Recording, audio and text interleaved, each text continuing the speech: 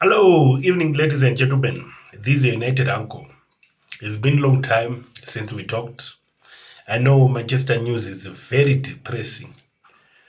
You can see by the views, people are no longer interested in watching things which has to do with Manchester United.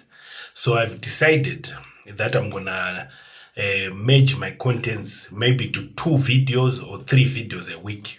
It just depends with the mood. If it's a bad week, we can make it 2. If it's a good week, we can make it 3.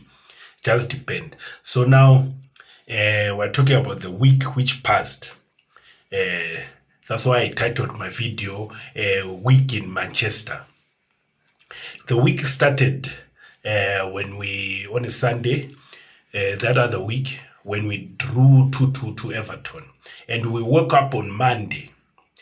The breaking news was the tweet or the Instagram post by our star boy Garnacho saying a better second half performance. Many people were not happy about it because that tweet is saying a lot. He's saying maybe because you are there, you are now there. You remember Garnacho came in the second half. The team didn't play well in the first half. He came in the second half. So the tweet has got different narratives. It can be, now we're playing well because you entered. If you're not here, the team doesn't play well.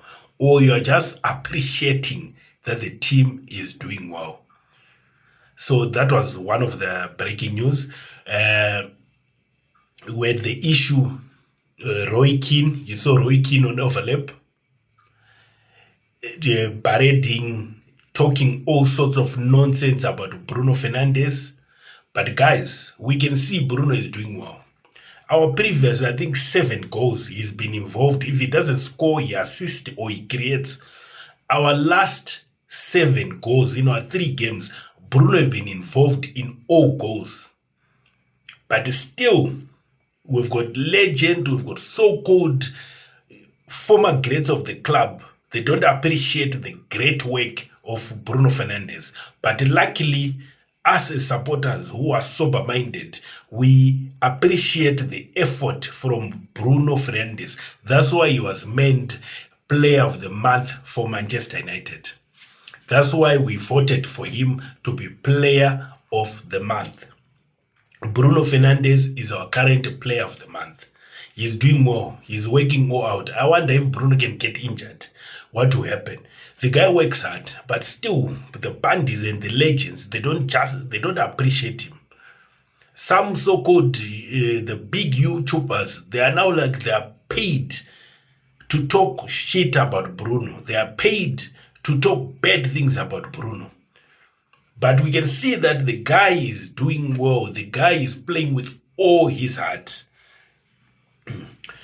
As I said, it started with the 2-2 against Everton. Then during the week, we had a 3-2 win for Ipswich, where we were unlucky.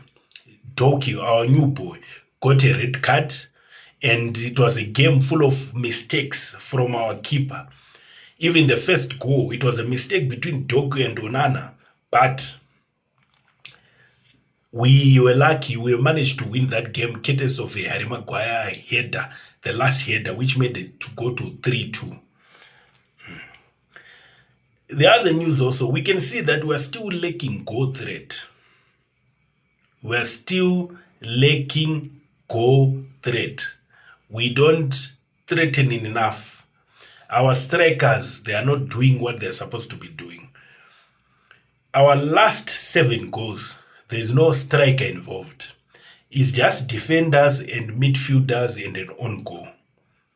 We don't have a striker involved in our goals. So I don't know, how do we expect the team to perform well when we don't have strikers? When we don't have strikers who are doing what they are paid to do.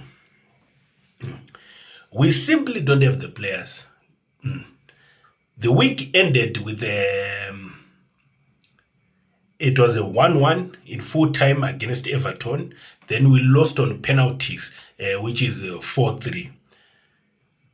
Joshua Zirkzee missed, Lindelof missed. People are complaining, why did Lindelof take when he's a defender? But people forget that some attackers are afraid, even the strikers. Some people were complaining, where was the star boy? Where was he? You never know, maybe he's afraid to take, because he's afraid of the scrutiny which comes in missing such things. People just complain that why did Lindelof take that penalty? But you don't know, maybe people were refusing. Lindelof is a senior player. Maybe these young people were refusing to take the penalty. That's how I see it. Then we talked about the Roy Keane issue. Roy Keane talking all bad things about Bruno. I don't know. He acts like he's not a player, a former player for Manchester United. I know he said he doesn't support Manchester United. But these guys, the way they talk also, is killing our team, I can tell you. We've got issues with the owners, we've got issues with this, but the way the ex-players talk, it's affecting our team. We also had this issue about Ten Hag.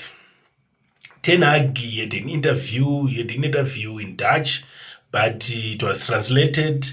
But the gist of the story, Ten Hag said,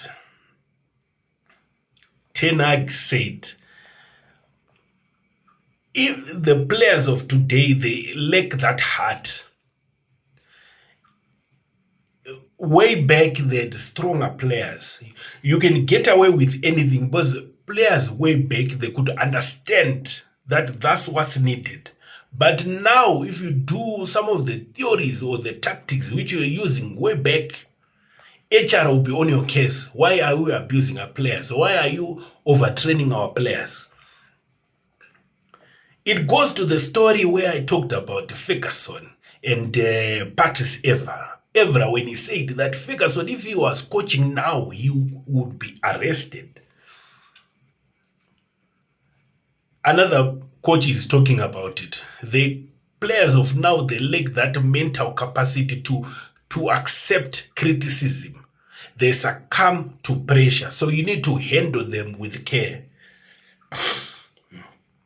We also talk about Lineker, Gary Lineker.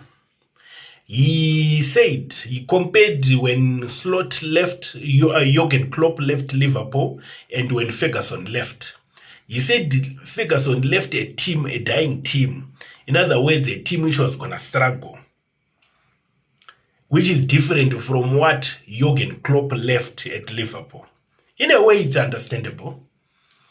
Because you could see what Slot is doing at Liverpool. In a way, you can understand it.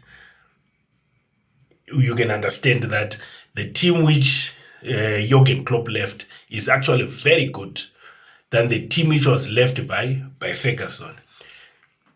Then another issue, we talk of Zirkzee. Guys, Joshua Zirkzee is coming up. His technical ability, his nutmegs, his skill set. I was happy with the way he played against Fulham. He's playing all 90 minutes. Joshua Zirkzee is playing well. But the only problem, maybe they don't think in the same wavelength with some of these players. Him, you can see that he's got a high technical ability. For him, it's not about just going. Joshua Zirkzee never releases the ball once. He makes sure you want to turn, he releases when he knows where to go. If there's to take on of a player, he's not worried to take on. I'm happy with Joshua. If we were the clinical striker, Joshua Zirkzee should be having more assist by now. He's not like an out-and-out striker. He's someone who's supposed to play behind the main man. If you are able to lure Osman like what other people are saying, it will be a dream made in heaven. Because Osman just thinks of scoring. If you can get someone like Joshua just behind him, it will be a dream made in heaven. We saw Chido doing his debut. He played a few minutes there, but on Fulham, he played a full game. He managed to have 3 shots at goal in 50-something minutes, of which Rasmus, our main man, he hasn't got 3 shots at goal in, I don't know, as many games you can think of. Is it time to think of starting Chido Obi? Is it time to start him? Me, I think it's high time we start him, then Rasmus comes off the bench. That's how I see it. There's this also, news which just came in that he's not registered to play in Europe. I'm not sure by that thing of underage, because I know underage players, they always qualify for this European tournament, or if they're not registered, they always qualify as junior players. So I'm not really sure how does it work in European competition if you are supposed to register during the month, the season like this. But it's very unfortunate if he's not qualified to play. So it means you are back to just Rasmus as the so-called the lone striker. The other advantage about the Europa game, Doku is eligible to play. Doku is eligible to play. So we can bring in Doku. We can maybe rest him, Mazarawi or Dalot, whatever. I'm sure Mazarawi, because, he's fasting and things like that. But Europe is the only way. I don't see us winning Europe. Because in Europe, we still have got Fenerbahce. We still have got Porto, I think is there. We still have got Tottenham. We still have got Sociedad. We still have got Atletico Bilbao. I don't see us, if we manage to beat Sociedad, I don't see us passing through all those teams. If we do well this side, I'm sure Tottenham are going to do well that side. So there might be an all-English final. That's what I think. We've said a lot. Chido, Zirkzee, Rasmus, Bruno. Yeah, we've done a lot. And now, there's this issue also which I've left about Garnacho. You remember he talked about a better second half performance. The game which Doku got a red card, Garnacho was not happy. He went out. But there've been footage which came out. We attacked him. Even me, I'm one of the people who attacked Garnacho. We attacked him that why go to the changing room? But that day it was raining. There is even footage of him showing that he want to change. He want to change his clothes. That's why he went to the changing room. What the coach failed to explain nice. Did he watch the second half on the bench or he was in the changing room? Because the coach said Garnacho was there. He watched the match and at the end of the game, he left. And they said, no, it's not an issue. You're going to just pay dinner for people. But what I think, he left, but they tried to do a diplomatic approach. Because Garnacho also sent an Instagram post. Garnacho doesn't waste time. The moment something he doesn't like happen, he just send it there. It's like he's got a people behind him. The way he's supported by some of these YouTubers, it's like he's told that, don't worry, you just do what you want, we're going to support you. But they are killing the young guy. They are affecting he's supposed to be way above what he's doing now. But because people let him do whatever he wants and they support him, he's not going to realize what he's supposed to have realized. He's not going to go to the stages which people believe that he's supposed to reach. He's not going to reach those stages of Ronaldo. He said Ronaldo is one of his role models. He's not going to reach those stages because of his attitude. Anyone who's able to talk to Garnacho, talk to him about his attitude. You need to change his attitude if he believes that he's going to make it. I believe I've said everything. That was the week in Manchester. We're going to meet again during the week. If there's more breaking news or when we talk about the game. I'm not going to send every week, but I've seen a lot of people are depressed. So it's pointless to continue putting things when I'm a new YouTuber just starting, when people are not even viewing, because people are upset about our team.